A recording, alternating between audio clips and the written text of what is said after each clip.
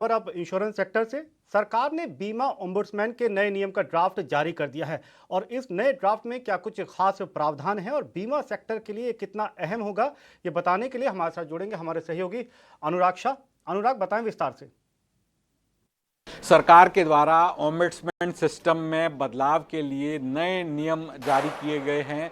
Ombudsman system जो है, जहां पर अगर आप अपनी इंश्योरेंस पॉलिसी से संतुष्ट नहीं हैं, उसके क्लेम से संतुष्ट नहीं हैं, तो आप अपनी शिकायत जो है इंश्योरेंस कंपनी की शिकायत निपटारा नहीं होने पर ओम्बड्समैन के पास ले जा सकते हैं। लेकिन सरकार के द्वारा जो बदलाव सुझाए गए हैं ड्राफ्ट नियमों के अंतर्गत, उसमें अब ओम्बड्समैन के द्वारा भी अगर जो कोई आदेश दिया गया उसकी भी आप अपील कर पाएंगे अपीलेट अथॉरिटी में। ये नए नियम बता रहे हैं और आईआरडी के द्वारा अगले 6 महीने में ये अपीलेट अथॉरिटी को स्थापित करना होगा। इसके अलावा ब्रोकर्स को भी ओम्बड्समैन के दायरे में लाया गया, यानी इंश्योरेंस कंपनियां और इंश्योरेंस से जुड़ी हुई इंटरमीडियरीज हैं, तमाम जो प्लेटफॉर्म हैं वो भी ओम्बड्समैन के दायरे में आएंगे।